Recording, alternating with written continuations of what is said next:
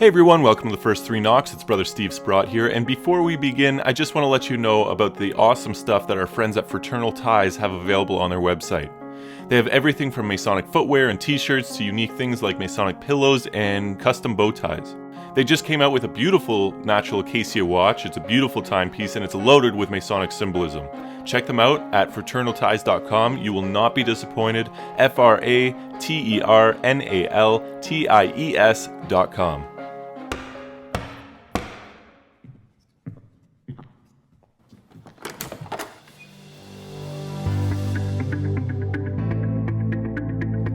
On today's episode, 'Twas the Night Before Lodge.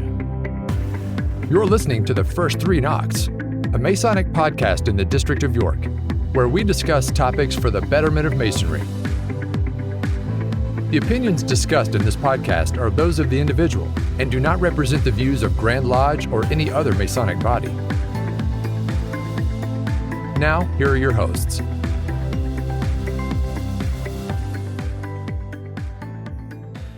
The night before Christmas, down at the lodge.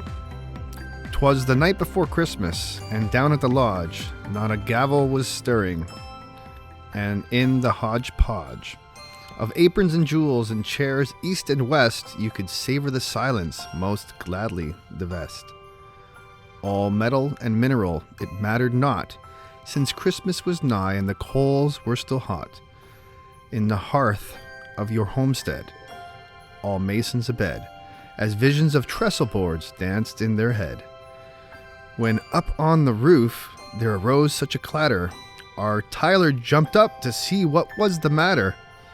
He picked up his sword and ran fast to the door. 3 knocks shook the panel, he wondered what for. He answered the knocks with raps of his own, and once the door opened he saw with a moan of delight it was Santa, all jolly and red, except one notable feature instead. Upon his large finger wore what he knew was compass and square on a background of blue. "Why, Santa," he shouted, and lowered his blade. "I see you're a Mason," the Tyler relayed. He looked towards the master's most dignified chair and said, voice near trembling, "Most worshipful, there is a gentleman proper clothed at the gate." The master replied, "Let's allow him, but wait. You tell me a gentleman, but I don't see his apron beneath the red suit. Can it be? Our visitors hasn't been properly raised. Must we offer a test that suitably phased?" "I do beg your pardon," old Santa said quickly, as he pulled out his coat and displayed not a stick, but a cane with engraving. 2 balls did appear, and oh, what an apron he wore with his deer, adorned like the master, complete with sign of Lodge number 1, the North Pole on the line. "Now let man enter," the master declared, and once in the lodge the brethren all stared, for Santa was wearing a jewel not seen for many a century. There in between the fur of his coat, of the splendid red collar, gleamed 2 golden reindeer and shone like a dollar. It's Donner and Blitzen, who I must confess are actually images brought from the West. But my warden, a craftsman like none in the world, and with a great laugh from a bag he unfurled an ear of fine corn and some oil from the East. "My friend, I have plenty, tonight will feast on all that is good. We are Masons, kind sir." A murmur went throughout the lodge, quite like a stir. As presents and promises flew from his sack, this Santa, a Mason, showed he had knack for making this Christmas the best you could glean, and soon every deacon was laughing they'd seen. On this very night only happiness resigned. The jolly St. Nicholas quickly explained that only a Mason could be inclined to make all kids happy, make all people find a Christmas so special. Yes, Santa was right. Merry Christmas to all, and to all a good night. This poem was found online, and we don't know the original person who posted or wrote it, but it does come from our brother Todd E. Cresson, who posted it in December 17th, 2012. And we thought we'd like to share that at this Christmas or holiday podcast. Well, brethren, my name is Gino Scovio, and I'm your co-host of the First Three Knocks. We thought we'd open up a little bit differently. We are here up in the great northeast district area of our York district, up in Uxbridge at Zeradetha's wonderful location. I'm sitting here with my other co-host, Worshipful Brother Bert Tellier, immediate past master of the Rising Sun Lodge in Aurora, Ontario. and our awesome Sprotty here, our producer. Hello, hello. Steve Sprott from Zeradetha Lodge, 220 in Uxbridge. Yeah, so that was a really cool piece that was we excellent. found, and it kind of ties into our Christmas conversation, if you will, of what we Masons do at this time of year. Yeah, it's a very important time of year, obviously, not just for Masons, but for people around the world. And in fact, it is the winter solstice that is upon us. On December 21st is the winter solstice, and that is the day when the sun is at the lowest point of the year. And so it offers us a point of reflection. It is holiday season as well, so a lot of festivities. Masonically speaking, there's a lot of festivities going on in the Masonic world, and it's a great time to be with your friends and family. And really, this is a time of celebration and hope. You know, it is one of my favorite times of year, and it's not because of all, the gifts you might get. It really is, like you just said, the festivities we get to have on a social aspect with our wives, our kids, our friends, and our extended families. We just recently had a nice ladies' dinner night at a restaurant local to our lodge, and again, it was just nice to have them out and to appreciate them, give them a little gifts of thanks for all that they do in supporting us. All they put up with. Yeah, absolutely. Well, you know what? We're always on the go, and Yeah. if you don't have that support at home, it can be a challenge on its own. So, and I know that there's a lot of lodges that this time of year really partake in really kind of, again, bringing family together, because it's an important time of year. Yeah, it's one of the things I love about Masonry is this time of year, because it's all social. It's all about social. I guess Masonically speaking, we're going through the installation season, is probably fair to say for many lodges, certainly in our jurisdiction, but I think in a lot of jurisdictions it's installation season, which is very fitting because it's sort of rebirth time for the lodge. But what I love about this time of year is the social aspect. That was a great evening we had with our special ladies at the Rising Sun. And there's so many great events going on as well. We have a skating party coming up. Yeah, we got a pizza party. I think the big old Jolly Elf himself, Big Saint Nick, is planning on attending.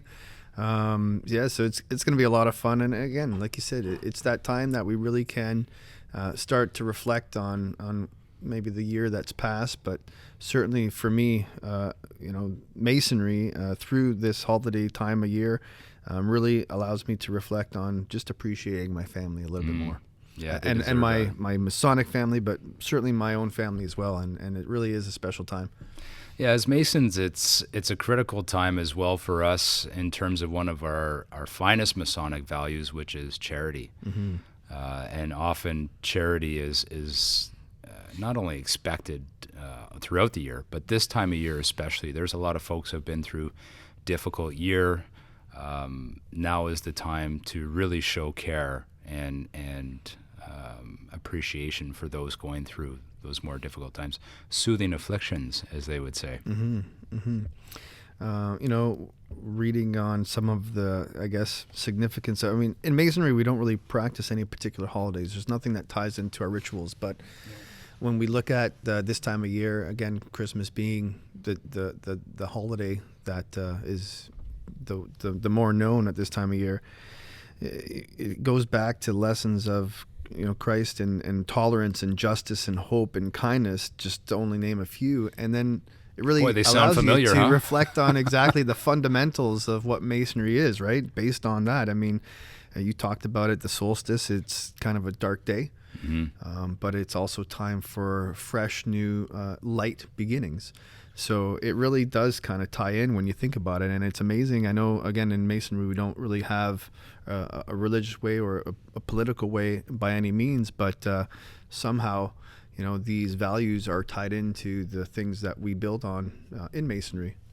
So it's really cool when you think about it. Yeah, thinking along the lines of charity, one of the groups that I think does an amazing job at this time of year are the Shriners. Oh, they're the most fun. You really get to see them at all the parades that take place in all the little towns. It's those guys in the little motorbikes or on the little go-karts. Yeah. They have the big train caboose. The Vikings out in Newmarket, they come with an actual Viking ship that goes down the parade, and it's the coolest These thing. guys are fun, huh? Yeah, they're so much fun. They're all, Shriners. We don't. I'm certainly not a Shrine member yet. We've had a couple of guests who are part of the Shrine, but we haven't really jumped into that topic just yet. And I think we got something that's going to be coming soon down the pipes to talk about it. But they really do work on charity. Mm-hmm. That's, I think, their biggest and ultimate goal and focus. And right now, this time of year, they have their very well known famous Christmas cakes. Yeah. That are pretty much on sale at every corner that you can imagine. I mean, I've seen them out in public being sold. I've seen them at certain social functions that we go to. Yeah. And I think, again, when they are looking to sell those, 100% of their profits there for those cakes go to all the children's hospitals that they are, they founded and are part of. And just to briefly talk, and again, and please don't take this to, right to the bank, but I'm pretty sure that all those hospitals, anytime there are children that are in care of, the Shriners hospitals, there's no payments. There's no expectations from the family. Mm-hmm. It's literally, let's take care of your needs and at all costs. And I mean, that's huge. And it's worldwide too, which is amazing. Yeah, one of the things I love about that organization is they do amazing work for good reasons, but very Masonic, right? The Shriners aren't out to say, look at me, look what I'm doing. No. They just do. Yeah. And they do extremely well. And I'm sure that's no secret that they are, of course, Freemasons, and they've kind of grown up that way. What's cool about them being a Masonic body also is they're one of the more public known bodies out there in the world, and actually do have a lot more kind of advertisement on TV, if you will.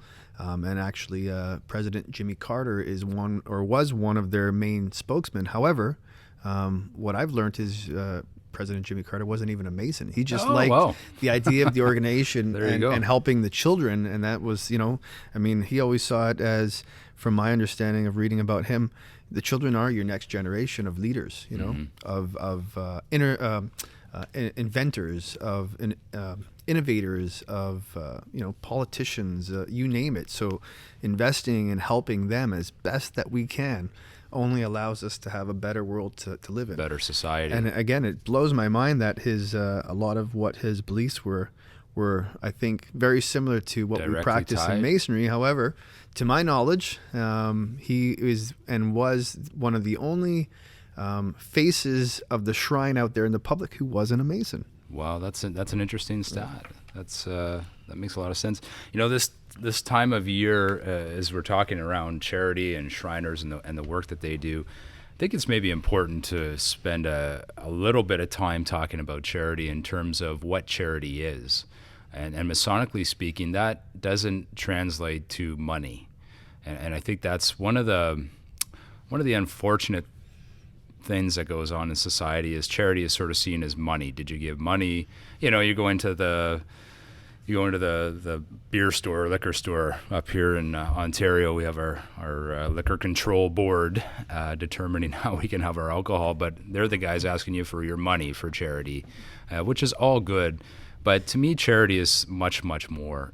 Charity is spending time with somebody who's going through a difficult time. Charity is investing yourself wholly in supporting people, not just brethren or Masons, but society. Mm-hmm. Family is a great time to invest with your loved ones, and that means being present.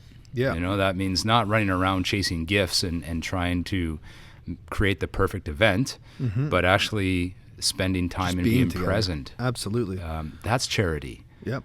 Right, helping somebody who needs a hand.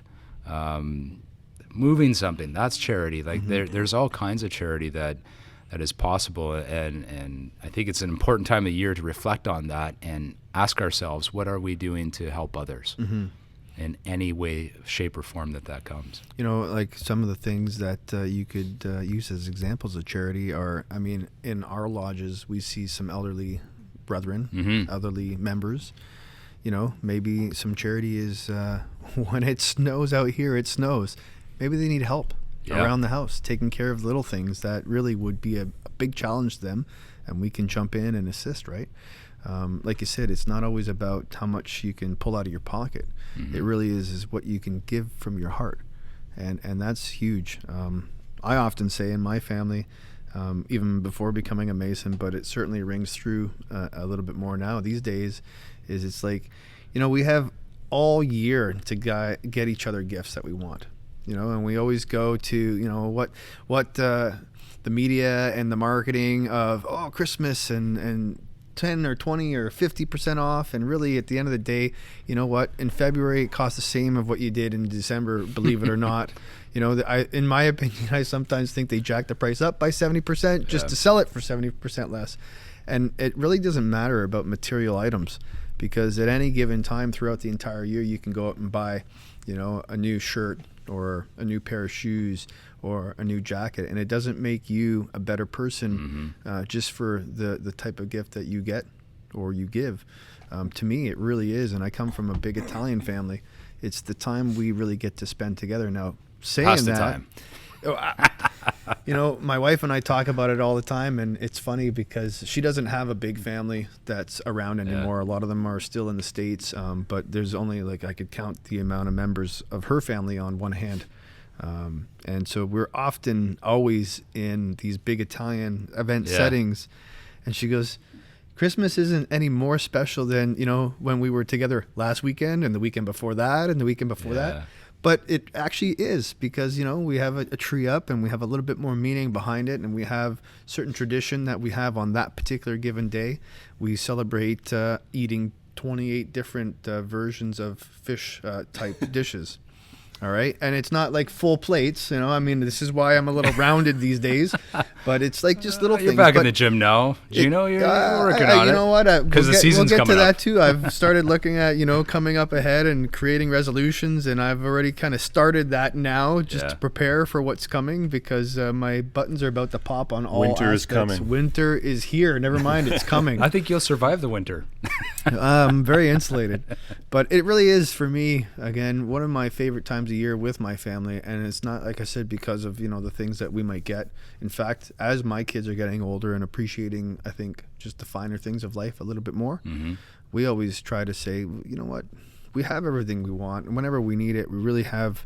I mean, we're pretty blessed that we have the opportunity. We can go get it anytime. So really, let's just be thankful, be grateful, and be together. You know, and remember, you know, members who aren't sitting next to you anymore because they've passed, or just not able to be there. And I've always tried to, and I probably should practice it more, and it certainly weighs on me more as a Mason, is I really want to see more people go out and help their community. You know, is there a local soup kitchen that needs some assistance? Is there a local, you know, women's shelter that might need some extra things? And maybe not even shelters. At this time of year, you know, Steve just said winter's coming. It is here. There are a lot certainly of here in homeless. Canada. What do we get? Like 3 feet of snow this past week? Man. It was. It's still. I think it's still snowing. My goodness. But we have a lot of, you know, opportunities at this time where you can get together as a community and help the homeless out there. You know, a blanket, a hat, a set of gloves, and a hot meal goes a long way. Yeah. You know, it's interesting you brought up your Italian family, and your wife, of course, is from the U.S. She is. And you spent quite a bit of time living down there, and had the good fortune to meet her down there. And it kind of segues to our American brothers who are on listening to our show. And, well, frankly, I wouldn't even call them American brothers. They're our brothers. Absolutely. You know, we have this imaginary line separating us, and quite frankly, it's not even an important line, because we're all brothers. Maybe a good opportunity for us to do a shout out. I know brother Steve Sprott, you have started the Masonic Podcast Network on Facebook. which is a group for other podcasts, and had a lot of traction with that so far, huh? Quite a few folks joined that. Yeah, I think it's tapered off a bit. Things only grow as much as you promote them, and everybody's got busy lives, but we'll hop back on board with it. So I reached out to a few of the U.S. podcasts, and I just asked if they wanted to become involved in it. What it is a Facebook group where a representative from each Masonic podcast kind of has an admin capability on the group, and every time that there's new episodes, they can post their new episode on there, and it's kind of just a library of new relevant content. That's I think we're not in competition with any other podcast. I think it really, we're a family. Yeah, we're a team. We're trying to build the craft together, and I think coming together and having one resource, so you can come to this page and see all, whether there's 6, 7, 8 different podcasts, you go there for your weekly podcast, you can see what's new and see from everybody and pick the ones you like and the topics that you like. And so it's just a kind of a resource where people can go. And I think it's been brilliant, honestly. It is a great resource, but if you're enjoying certainly our podcast, we encourage you to check it out, because there's quite a few others on there, and all of them are very different, from different parts of the world. And I think it behooves us to give a shout out to our brothers at Refreshment, because they had given us a shout out as well. And this is to Wesley Reuter and the guys down in Illinois. We've enjoyed your show. You guys are a lot of fun. They really know how to have a good time down there, and this is our opportunity to say we're coming down for a pint, boys. Well, they did a shot out with a shout out, and shout out. I think they got to send us a bottle so we can enjoy a shot with them. I mean, from this part of the world, right? But I absolutely love what you're thinking, Bert. We'll send them a case of our stronger Canadian beer too. Yeah, they can actually have some beer that can they tastes handle like the strong Canadian instead beer? Instead of that water over there. Yeah, eh? What's that a boot? I don't know. Oh, no dude to boot it. There you go. Some Canadian humor for our American friends. But that's been an excellent resource. And it's funny, we were looking at some of the stats here earlier, and I think almost half of our audience now is in the U.S. So there's Yeah, it's about that. We started off and it was 100% Canadian, and obviously we started off as a small podcast in the district and all that. But as we grow, we can see that the American listenership is growing rapidly. So yeah, it's fantastic. We've got a lot going on here at the First Three Knocks as well, and maybe take a minute to talk about that. But we have our website that's up and running now, thefirst3knocks.com. And if you want to get some more information there, I highly encourage you to. And we've been selling some shirts, the First Three Knocks shirts. And if you go on the website now, Brother Sprott, we've launched ties. We have some ties, yep. We do. Yeah, they're beautiful. They're sitting here on the table. It says the F3K and the square and compass. And that is a great opportunity for you to get access to those. And for those of you who've reached out to us and purchased, we thank you greatly, as that really just helps us run the show. Mm-hmm. And very important for us to do. We want to expand the show and go out there further as well. So yeah, we don't take any of those profits. 100% of our sales of merch goes directly into the podcast to bring it to you guys and grow the podcast. So thank you. And along those lines, seeing that it's the holiday season, it's the giving season, it's charitable time, we have a small trivia question we want to ask you guys, and we're going to put the person who gets that answer to the trivia question will receive one of our First Three Knock ties. Is that right, Brother Sprott?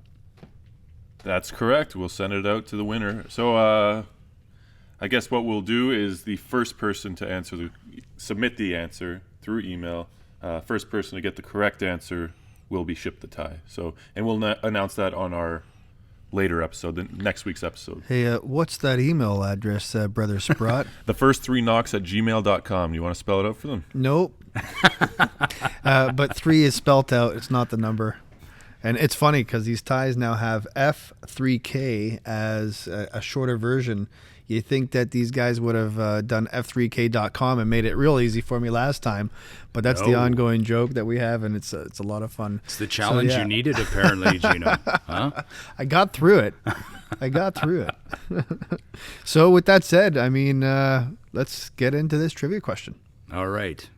So, in honor of our connection with our brethren in the U.S., this trivia question is, can you name the lodge that straddled the Canada-U.S. border? Not in existence anymore, but this lodge had entrances on both the U.S. side and the Canadian side for the brethren in that area. What is the name of that lodge? And there you have it. That's going to be a challenge on its own. Yeah, so send us your answer to the first3knocks@gmail.com. First person to reply, we'll send you out one of our cool new ties. And so that is our Christmas episode. We covered a few key points there that are coming up at this time of year. To all of our brethren out there, a very Merry Christmas, and to the families you care for as well. The couple of things that we discussed today was the charitable time of the year. That is definitely an expectation of Masons, and my encouragement to all of you is to go out there and be charitable, be present, and participate in your families and love each other. And Brother Sprott, you just brought up an example off air here for a moment of an individual who's doing exactly that. Yeah, brother Bradley Paisley. I'm sure some of you have heard of him. The country singer. He's a bit of a big deal. He's a bit of a big deal. But he's a brother. He's a Shriner, and I heard just recently, and I don't know when it'll be open or if it's open, but that he's opening up a grocery store, and the grocery store is free of charge for the people in Nashville. That's awesome. The underprivileged people. So, talk about charity. Yeah. That's incredible that he's opening up a free grocery store for the people of Nashville, and just goes to show you, Yeah, and what we're capable of. And he's not doing that for his own celebrity. And there's a great example of a Masonic values, taking his celebrity and using that in the reverse order. Exactly, which is to help people. And that is wonderful. And you know what? He's fortunate enough to be able to have the income to fund that. Yeah. But that's not to say that we can't, do our own things to help. As Gino was saying, when it's snowing outside and there's elderly people, just even shoveling their driveway, whatever we can do to help. It doesn't have to be monetary, and we don't have to spend millions of dollars to help people. As a Mason, I've heard many times repeated is many hands make light work. Right. And it really does, tie into, you really have the power to move mountains, not as an individual, but together. So, that ties into what Brad Paisley's doing. It ties into anything that you really can put your mind to it.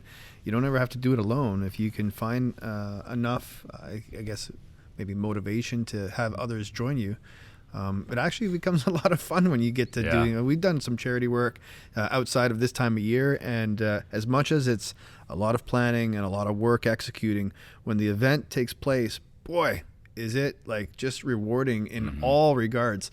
You get to see your friends, your family, the social aspect come together, the smiling faces all around. I don't ever really see one frowning face when we're doing golf tournaments or other fundraising galas and such. And it really is, again, just nice to see and be a part of that. And just like we talked about, it just rings a little bit special at this time of year. It sure does. Well, with that said, to our audience and friends, Merry Christmas to all of you from the First Three Knocks. And on our next episode, we'll be discussing New Year's. Thank you for joining us for this episode of the First Three Knocks. Happy to meet, sorry to part, happy to meet again.